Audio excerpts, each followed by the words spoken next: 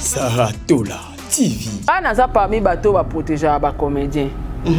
Matière pende yebo na bengi. Mais banda lelo dorénavant matière eza ouvert.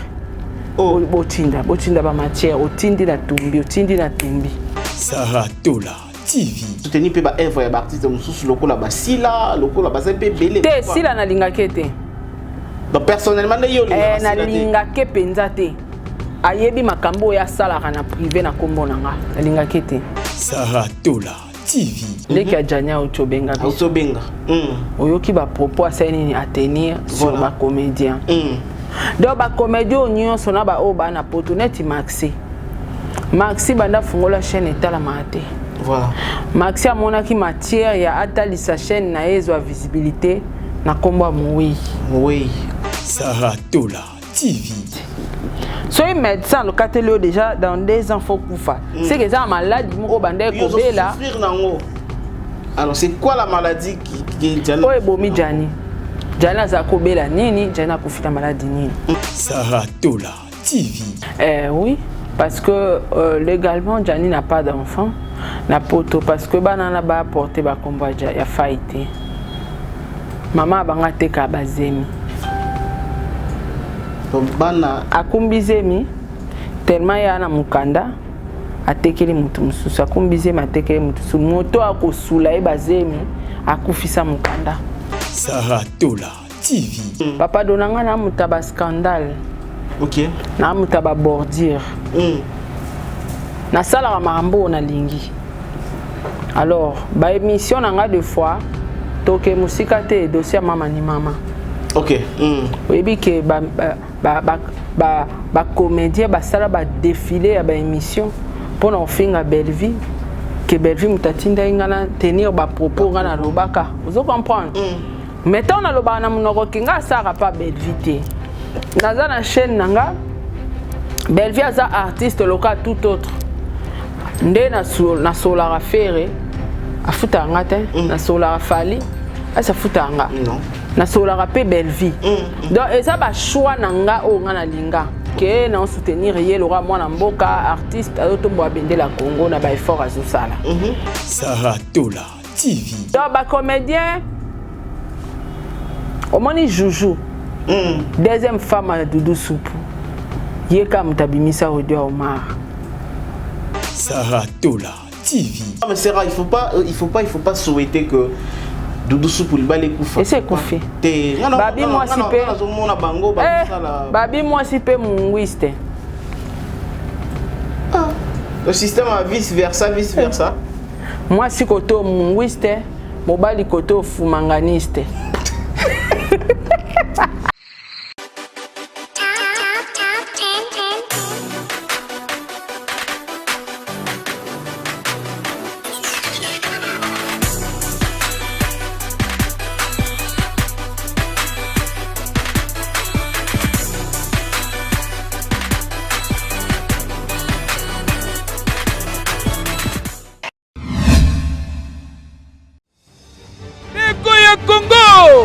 Ofandi na Kinshasa tope na Brazzaville tika na yebisa bino ke sango ya malamu mpona bino eye bino batu bozalaki kolela na ba service lokola expédition ya bakoli par avion bato kouta Chine mpona kokota na RDC tope na Congo Brazzaville. Agence ISA logistique multiservice baye kofacilite bino tâche mpona ba service lokola chargement, paie de douanement et conteneur, full topé coupage, assistance commande, achat na Chine, topé, kosomba biloko na Alibaba, bazali pe na ba service ya règlement, et paiement ba facture ya mbongo, ya ba fournisseur na bino, oyo bazali bongo na Chine. Bokanisi esili, bazalaka pe suivi, pe contrôle ya qualité, ya ba produit, topé, ya biloko oyo, bosombi na Chine.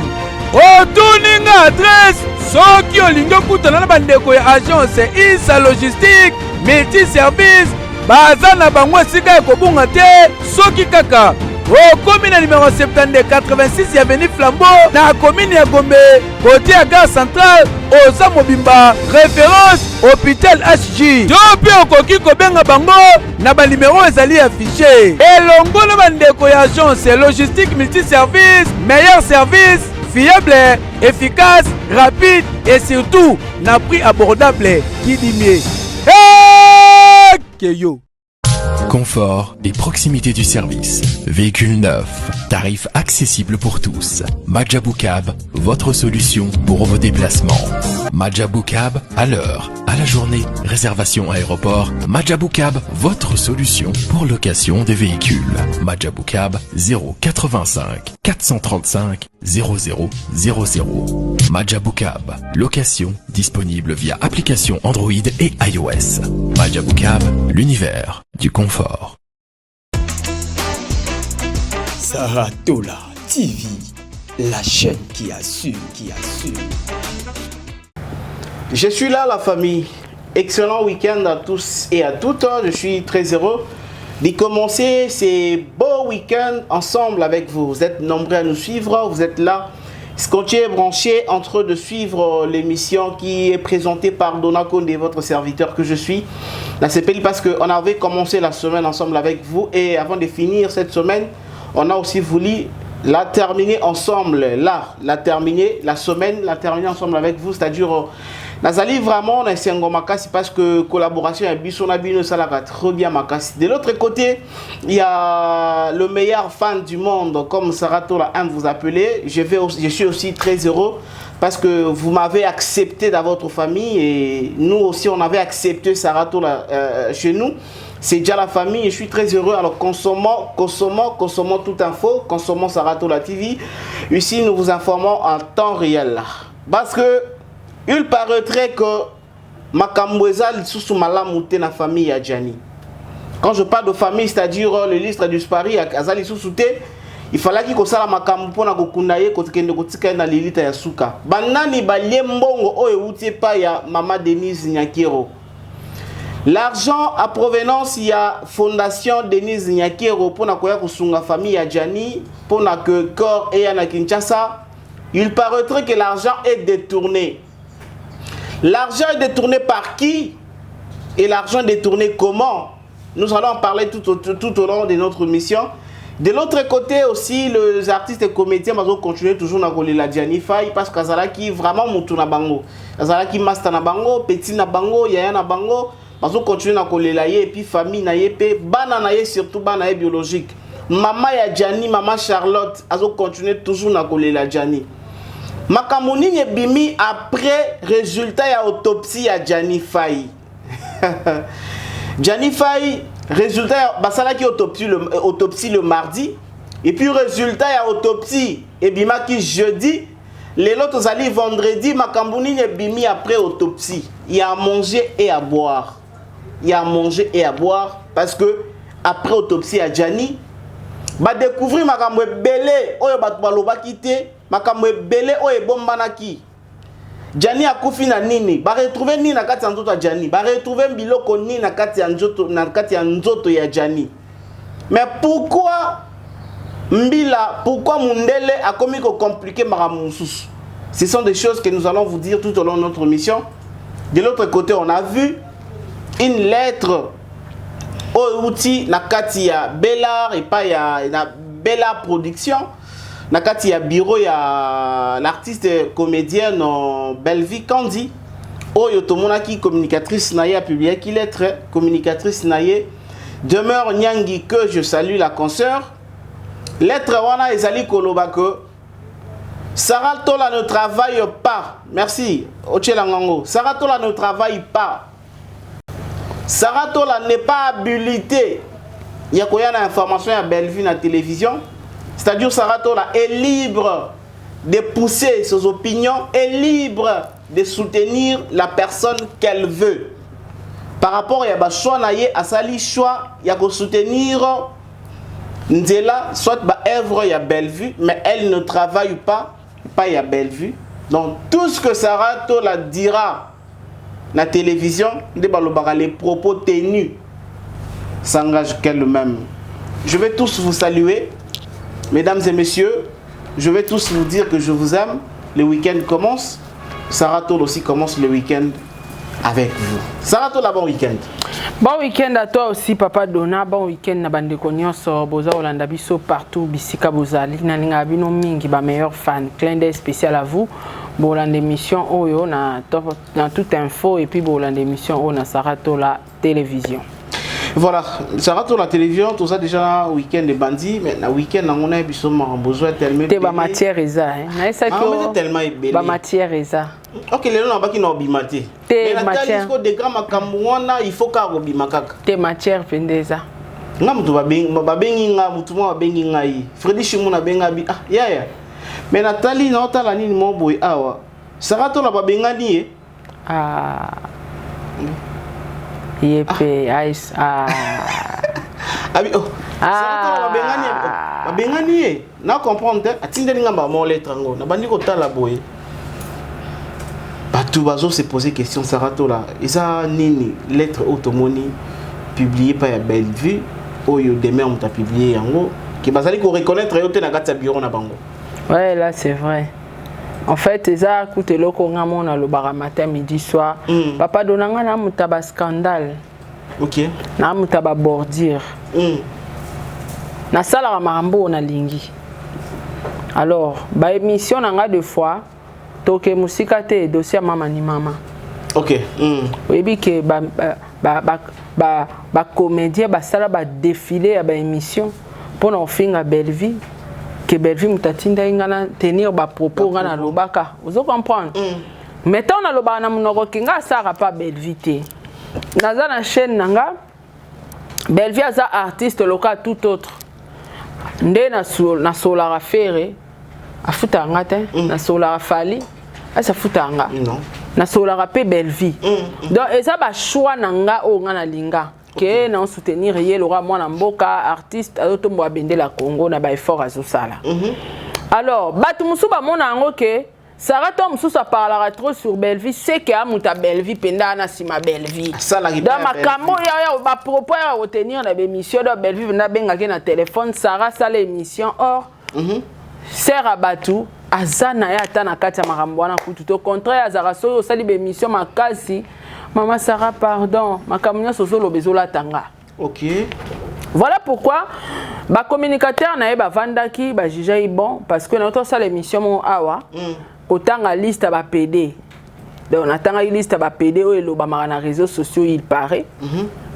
Mon kona bango akoma ki a sali ba réaction moro ya ozong c'est la monnaie Bellevue que Bellevue pekisa et tout Bellevue opexande nini chaîne eza ya ngana ngam kolo chaîne et alors yo papa dono benga nga sara ko ça l'émission le kambobo était 800 té voilà vous comprendre alors communication na jija ki bon apparemment batu maram sara lo baraka sara pa Bellevue et komaka té nga na travailler kana collaborer na ba master nga na collaborer na de mer na collaborer na ba yamse ba mundir ba batadi mais na kati ya surtout à Bellevue té.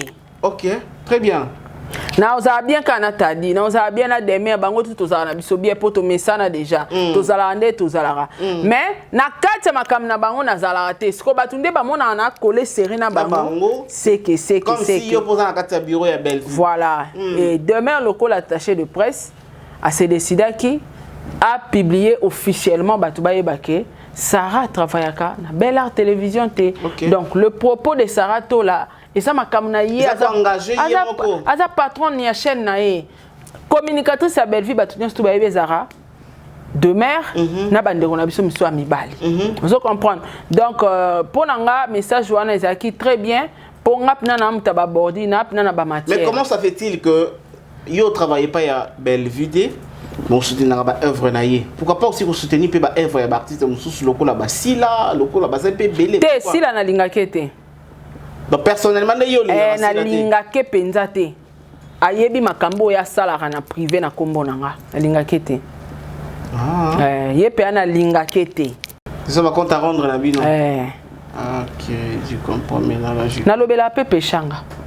Alors le belape Ursil Pechanga. Na lobela pe dinana. Dinana. Na lobela basara masela ba président Caleb basé belé na lobela bango so na la na la mukembo matin na lobeli pe bobo. OK. OK. kolobela bango lelo mama top bauta ko finga ya wana batasila ngam na lobela e afutanga te OK to ba camarade pete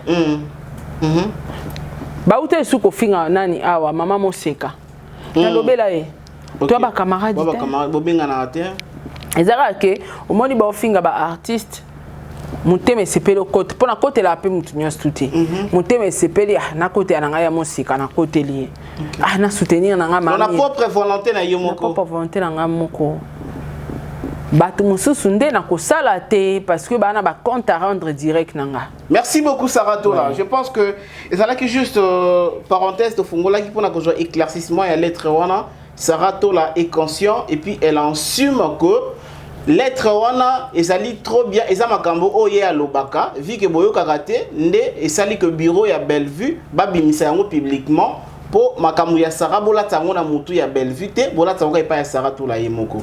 Nous sommes en train de pleurer notre frère Gianni Faye qui nous a laissé depuis la semaine passée si je m'amuse depuis la semaine passée le Gianni Faye atika kibiso et nakolela ya ba artiste Maman Denise Nyakiro, la première dame, avec beaucoup de respect, qui avait accepté d'accompagner les artistes ainsi que la famille biologique pour Kozongisa Korwana Izonga Kinshasa pour Bana Congo, Bana Kinshasa, tous les Ladjani, Oyakenda qui vivant à Zongi et Bembe.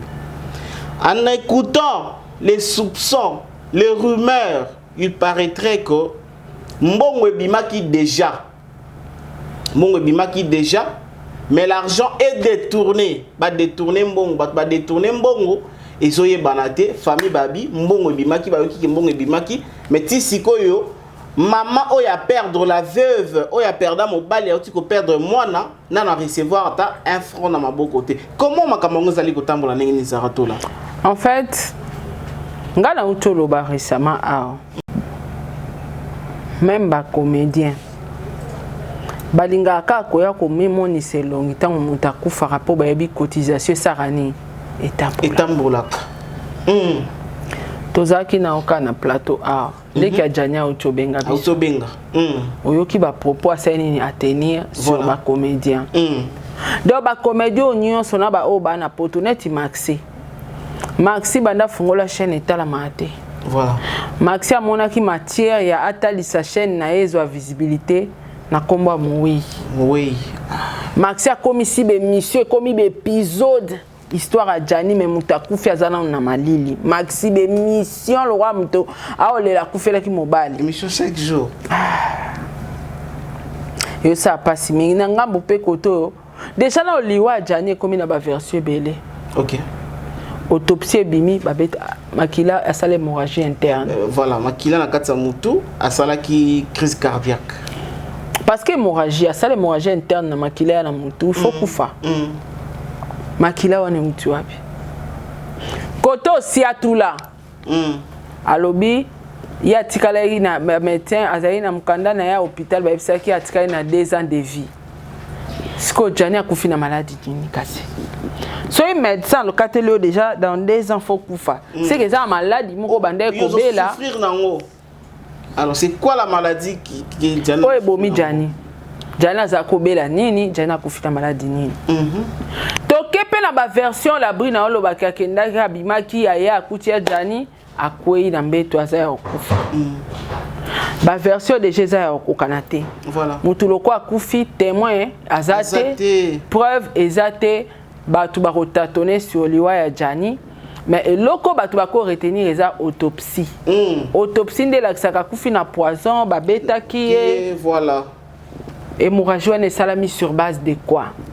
Je pense que la brine aux autres devoir biso ba explication. La brine aux autres devoir biso ba explication on a sujet oyo parce que c'est très important, il faut que ça biso ba explication makambo ezole kana oyo. Po bato belé bato bazomona ka bato mité mabe bato mbalo ba la brine abomi mobali la brine abomi mobali mais awa siko mobali mutu mo mama kila. Babamba ki banzete. Babeta ki nini ko sala ke muta sala hémorragie interne. Mutu pardon, on sisa ya makila ya mutu e katanaki. Voilà. eza ba question. Alors pour na mbongo ucholo ba mbongo Maman Denise. Je crois que ba matanga nyonso ba comédien ba wela na ba mbongo matanga. Ah bon? Non mais toyebi que bato oyo bazali ko représenter famille et pas Maman Denise ezali ANTPC papa masumu na papa Elombe. Pe bato bazali ko représenter Maman Denise et pas ya famille ezali karabango. Pona nini ANTPC wana tangu jani babwaka ka biloko libande sur kila na internet basala la cotisation tazwanda. Très bien. Une réflexion. ANTPC wana ya kaso mutakufi. Tofobo edara batunde baza en vie bo malade comme li papa dona boye bosungi malade comme tel boye bosungi. OK. Ngala on sala l'association moko a kalapingité. Pour na ba chroniqueur. Pour na ba chroniqueur. Oui. Ah, ezani.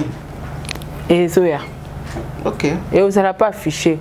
Wa Monica ko s'adhérer. OK. Na ba makamba boye.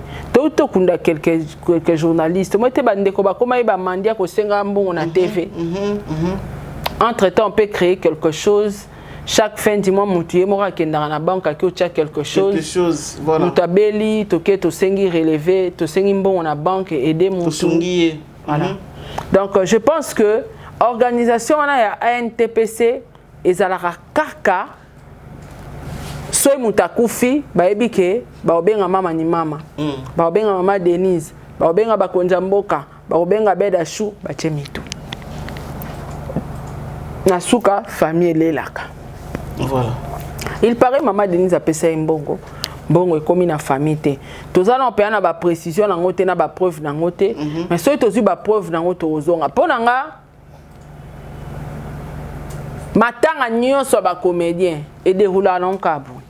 Voilà, matanga ba comédien déroula kabu. Ezalaka ya lia kimbongo ya lia ki cha Kongo mutaza osala bino artiste endaja za Kongo la bambongo atiki yangote. Atiki yango.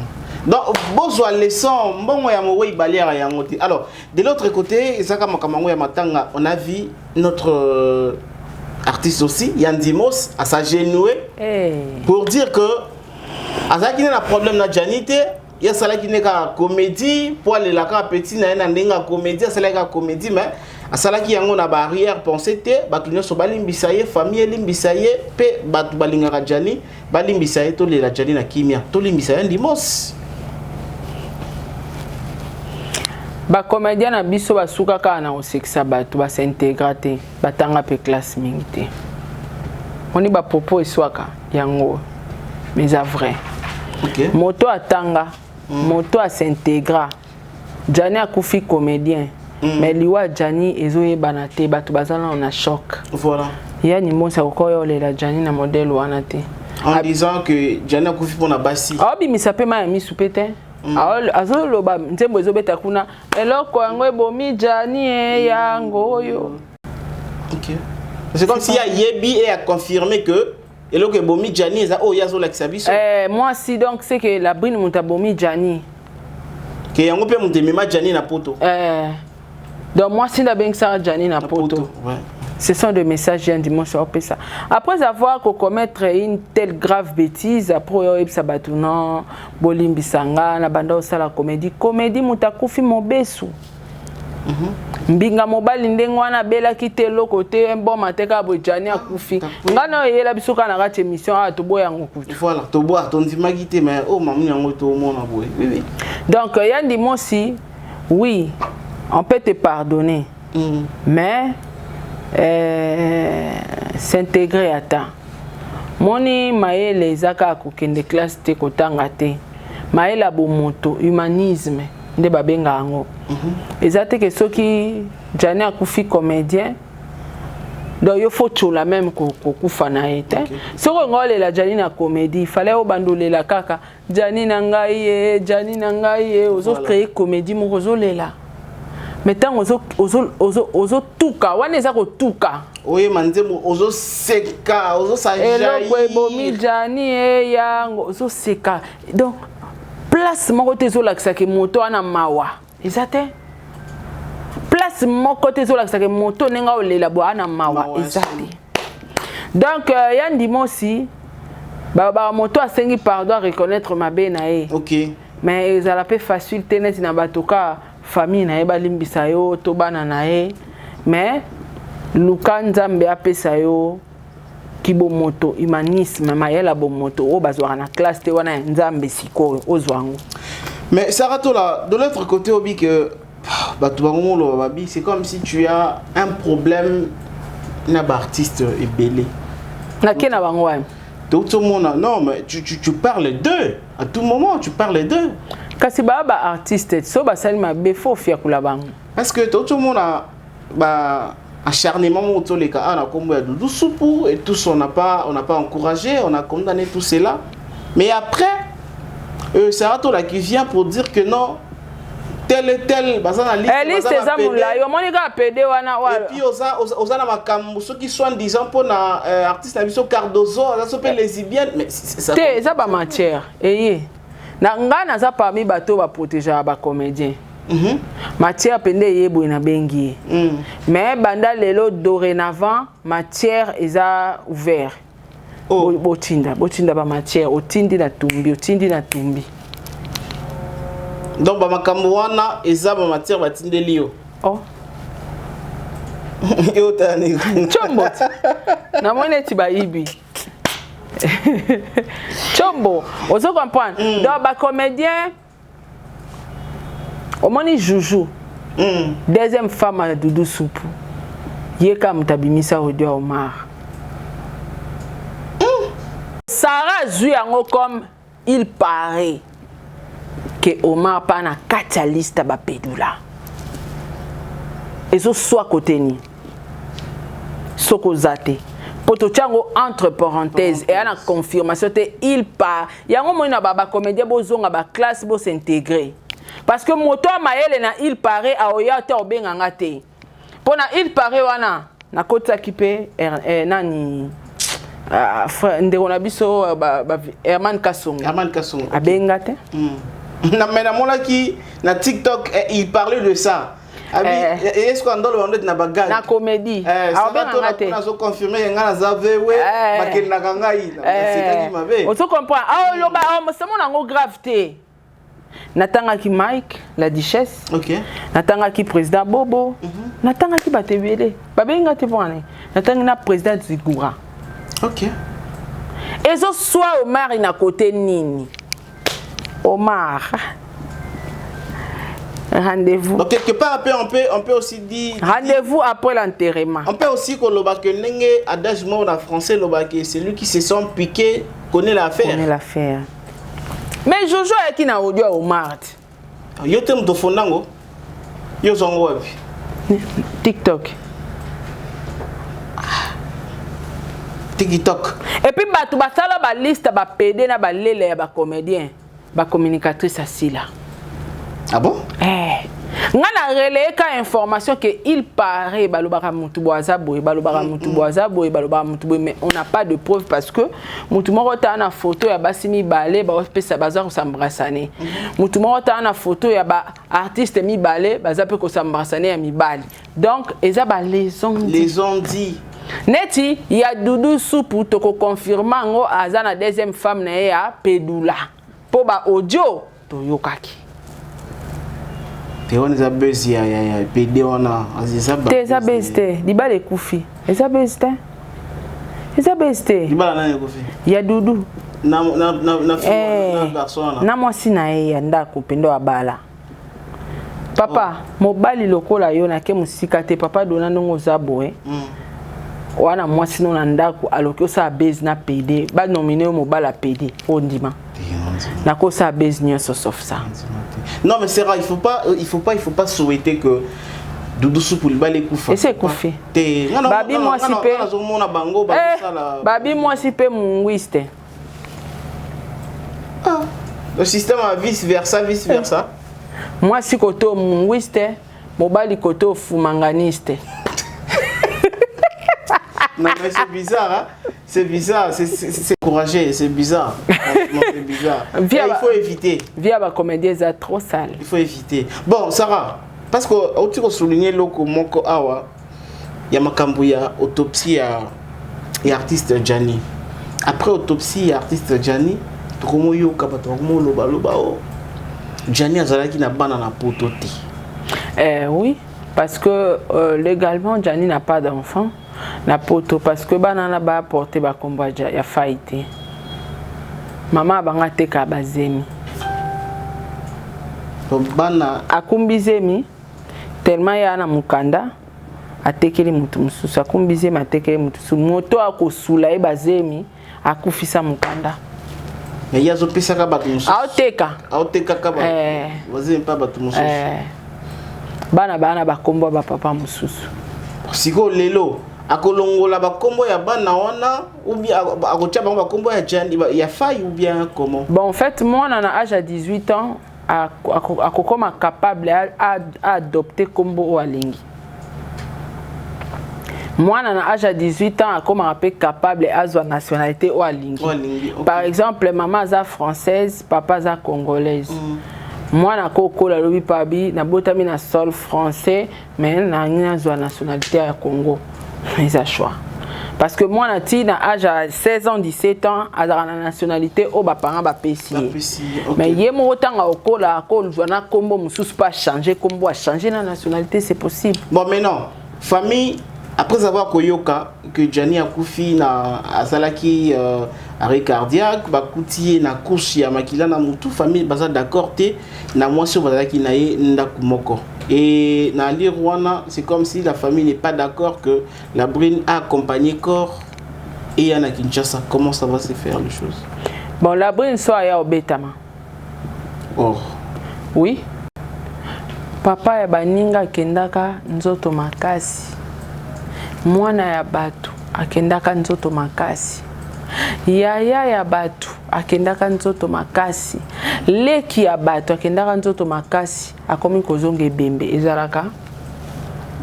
Mais ntabe mutabomaka mutu la Brine azana pouvoir koboma mutu te. Na nyonso la Brine asali ya Gianni kobenga na ye kokota mibali na ndako konyokola ye kopublier ye kosala la émission nyonso ya mabe oyo la Brine asali na vie ya Gianni.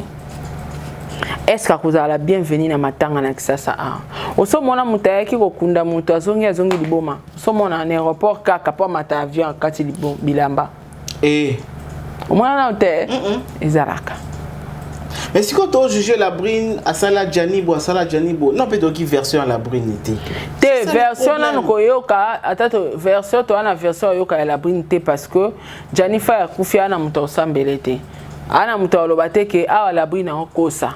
Donc la Brine nyonso yo loba na biso lokuta biso to critiquer ka ba fait oyo to mona ya Gianni na bisaka ba nyonso yo loba lokuta po muta osambela Gianni azate Gianni akufi akosa po Gianni azate fallait ba samba Gianni aki en vie nde to nga to ba vérité na tibwe muta yo ba vérité azate mais to ana ba quelques faits oyo les ont témoigné azako cha mibali na ndako akoma na mobali mususu la Brine akanga Gianni na bana na chambre ba osana na likangu na anniversaire na salon Gianni ola na salon ya ola na mwana na mobali na chambre après na suka kangisi Gianni bisaka bengani ba bloko wana to ezala internet ye moko la Brine sala ba émission Gianni fa azokanga nga vinanga ya to boti bana nga na lingi na nga suste tout ça là ezala réseaux sociaux.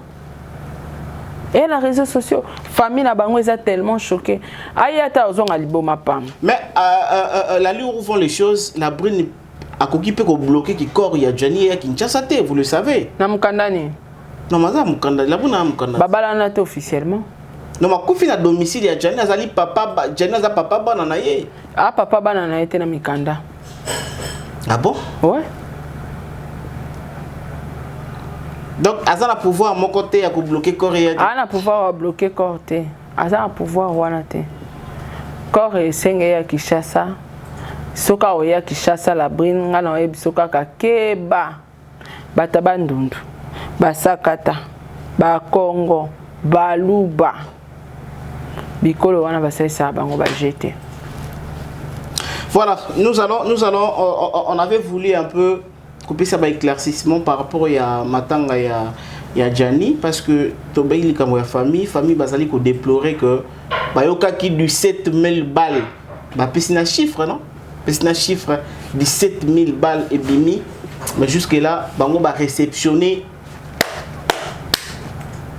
et l'oroté ANTPC un peu qu'on recevoir un téléphone par retrait qu'on a ANTPC il y a ma sous famille il y a Gianni na téléphone t et c'est vrai que bango na bango solo là papa Elombe na papa Masumba solo là mais famille ezo benga papa Elombe et papa Masumu azo ya masu famille te pour avoir précision bato bazo traiter na bango na poto il paraît que na poto ba traiter na famille mususu baza kuna non ouais bana Guy soki Guy aza so inoko soki cousin na bango Guy mona ya mama leki moko ya famille ya musika kuna aza lointain mais tellement ya za famille nde ba traiter na bango il paraît pe a continuer na kati ya coopération ka ya bata ANTPC donc famille ezo mona ka flou bazo mona mbongo te bango bayoki ka ke corps po ya Kinshasa $3000 mbongo bimaki soki $11000 bango bamoni ata 100 francs na maboko te 17000 hein donc bamoni ata eloko te na maboko bazwi pe eloko te ata enveloppe moko te ezokoma na famille bacomédien ka bango moko bata ANTPC nde baolia mbongo wana nga nalobaka na kolia mbongo amongoi te ebele mpe bazala na lelo baobeta tolo baolela Gianni ta mosusu bayaki bavrai bien-aimé voilà nge ennemi na nga akufi ma ya miso wana euti wapi nalela ye olela ye te jamais donc ti pena na matango olakisa pena kazalaki ennemi jamais tobongisa ye te c'est que c'est les moments où ça n'a pas tenu sur ça. Te batum suba bongisa na bango te to kutana ka na jugement. Déjà ferré go la bongisi. Po ye za dossier mo to ko bongisa na biso. Batum suba bongisa na biso. Batum supe to bongisa o e dépend na ba grandeur ba dossier. Te na ba dossier musu c'est irréparable. Wana ka jugement dernier. Mesdames et messieurs, l'affaire reste à suivre. Matanga ya Gianni, nous sommes en train de toza penda na ba audio hein, ya famille ya Gianni. Ça vraiment ba audio. Ezali toza na biso na précision. To luka ba précision mususu si seulement si ba kombo atangi awa makamango eza ya solo yango to bona ko bimisa ngo to traiter ne balobaka. Voilà. So to moni ke eza ke pareil. Toya susuka na papa déjà information mais to traiter ngo. So to découvrir que ça na vrai makambo to ana ngwa. Voilà, d'ici soir, restez branchés sur vos chaînes d'actualité à temps réel, sur Saratola TV, sur Toute Info, restez branchés. Vous allez comprendre et puis vous allez connaître comment les déroulements Yamatanga, notre l'illustre disparu, Gianni Faye qui n'est plus vivant, il est parti depuis la semaine passée. Moi je vous remercie parce que vous étiez tellement nombreux à nous suivre sur Saratola TV, sur Toute Info. Le seul message que Bino Bato pour partager l'émission Nabiso. Merci beaucoup. Merci vraiment. Et accompagner le lien PSA Nabiso, moi bien. Alors, moi je vous dis, je vous aime beaucoup. Excellent week-end à toutes et à tous. Merci.